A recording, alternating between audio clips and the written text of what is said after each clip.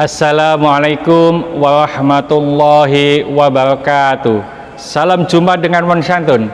Kali ini saya ingin membahas tentang jangan menzalimi habaib.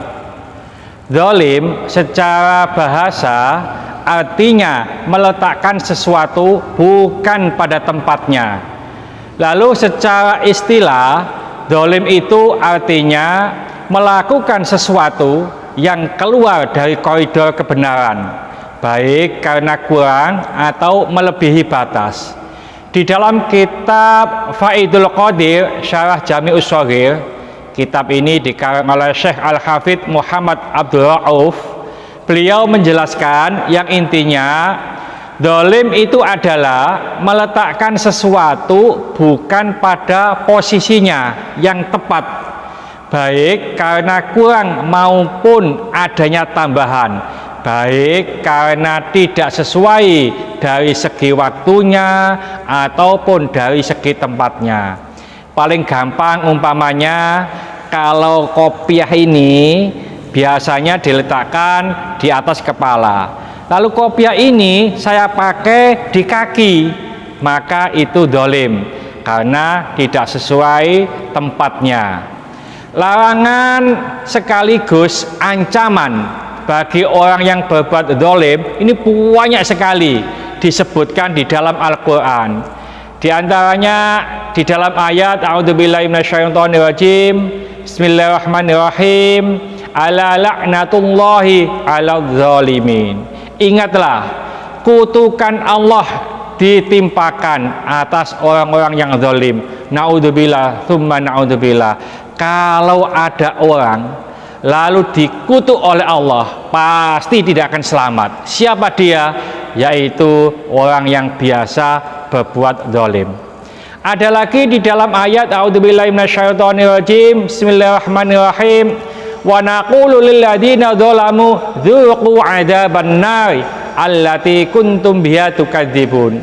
Dan kami katakan kepada orang-orang yang zalim itu, rasakanlah olehmu azab neraka yang dahulunya kamu dustakan itu. Kalau orang sudah diazab Allah di neraka, pasti dia akan sengsara, dan salah satunya orang yang diazab di neraka itu adalah orang yang zalim. Lalu di dalam ayat yang lain, A'udzubillahi minasyaitonirrajim, Bismillahirrahmanirrahim, innahu la yuhliful zalimun. Sesungguhnya orang-orang yang aniaya atau berbuat zalim itu tidak mendapatkan keuntungan. Maksudnya keuntungan di dunia, lebih-lebih nanti keuntungan di akhirat. Dia tidak akan mendapatkan keuntungan, maksudnya tidak akan mendapatkan surganya Allah Subhanahu wa ta'ala. Kita dilarang untuk berbuat zalim kepada siapa saja, baik kepada sesama muslim, kepada orang kafir pun juga dilarang kita berbuat zalim. Bahkan kepada binatang pun kita juga dilarang berbuat zalim. Ada hadis riwayat Bukhari bahwasanya Rasulullah Shallallahu Alaihi Wasallam pernah bersabda, al muslimu akhul muslimi la yadlimuhu wa la yuslimuhu wa man kana fi hajati akhihi kana Allahu fi hajatihi. Seorang muslim adalah saudara muslim lainnya, tidak boleh mendoliminya dan tidak boleh menyerahkan kepada musuh. Barang siapa yang memenuhi kebutuhan saudaranya, maka Allah akan memenuhi kebutuhannya. Jadi kita sesama muslim adalah saudara. Sesama saudara tidak boleh saling mendolimi, tidak boleh saling menelikung di belakang sampai diserahkan kepada musuh, dan tidak boleh mendolimi. Ada hadis lain riwayat Abu Dawud bahwasanya Rasulullah Shallallahu Alaihi Wasallam bersabda, ala man dolama mu'ahidan awin taqasahu aw kallafahu fawqa taqatihi au akhoda mindu syai'an bi ghairi tibi nafsi fa ana hajijuhu yaumal qiyamah. Ketahuilah bahwa orang yang mendolimi orang kafir, yang menjalin perjanjian dengan Islam atau mengurangi haknya, atau membebaninya di atas kemampuannya, atau mengambil suatu darinya tanpa perkenan darinya, maka akulah, kata Rasulullah SAW, musuhnya di hari kiamat. Jadi tidak hanya kepada orang muslim saja, kepada orang non muslim, kepada orang kafir, kita tidak boleh mendoliminya, kita tidak boleh mengambil haknya, kita tidak boleh mengambil hartanya, dan seterusnya. Kalau hal demikian kita lakukan, maka Rasulullah Shallallahu Alaihi Wasallam akan menjadi musuh kita. Naudzubillah, tsumma naudzubillah. Di dalam hadis lain yang diriwayatkan oleh Imam Ahmad, bahwasanya Rasulullah Shallallahu Alaihi Wasallam bersabda, ittaqu da'watal madlum wa in kana kafiron fa innahu laisa dunaha hijabun. Takutlah kamu akan orang yang didolimi sekalipun dia orang kafir, karena dia tidak ada hijab atau penghalang untuk Allah untuk menerima doanya. Jadi kalau kita mendolimi orang meskipun itu orangnya kafir, di dalam riwayat lain wa in kana fajiron, meskipun orang itu lacut, meskipun orang itu durhaka. Contoh umpamanya, kita mendolimi seorang pelacur. Kalau seorang pelacur ini kita dolimi, lalu pelacur ini berdoa kepada Allah, maka doanya akan diterima oleh Allah Subhanahu wa Ta'ala. Termasuk orang kafir. Kalau orang kafir ini kita dolimi, lalu orang kafir ini berdoa kepada Allah, maka doanya akan diterima karena kedoliman kita. Ada hadis lagi riwayat Ahmad juga, bahwasanya Rasulullah Shallallahu Alaihi Wasallam bersabda, lau ghufira lakum ma ta'tuna ilal bahaimi la ghufira lakum katsiran. Andaikan perbuatan yang kalian lakukan terhadap binatang itu diampuni, maka ketika itu diampuni banyak dosa.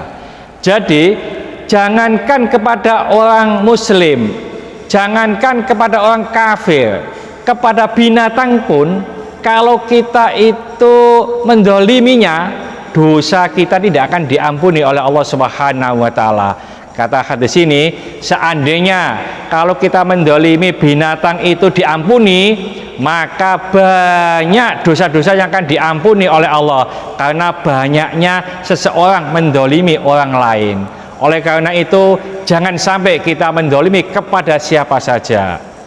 Apalagi kalau kita berbuat zalim itu dilakukan kepada habaib yang notabene adalah masih keturunan Nabi Shallallahu Alaihi Wasallam. Kenapa? Karena kita disuruh Nabi Shallallahu Alaihi Wasallam untuk mencintai anak keturunan beliau. Ada di dalam kitab Al-Fatawa Al-Hadithiyah. Kitab ini dikarang oleh Syekh Ibnu Hajar Al-Haytami. Beliau menulis hadis bahwasanya Rasulullah Shallallahu Alaihi Wasallam bersabda, "Adibu auladakum ala thalathi khisalin, hubbu nabiyikum wa hubbu ahli baitihi wa qiraatul Qur'an. Fa inna hamalatal Qur'an fi dilillahi yauma la dilla illa dilluhu ma'a anbiya'ihi wa asfiyaihi." Didiklah anak-anakmu atas 3 hal, yaitu mencintai nabimu, mencintai ahli baitnya atau keturunannya, dan membaca Al-Quran. Karena orang yang mengamalkan Al-Quran nanti akan mendapatkan naungan Allah pada hari ketika tiada naungan kecuali naungannya.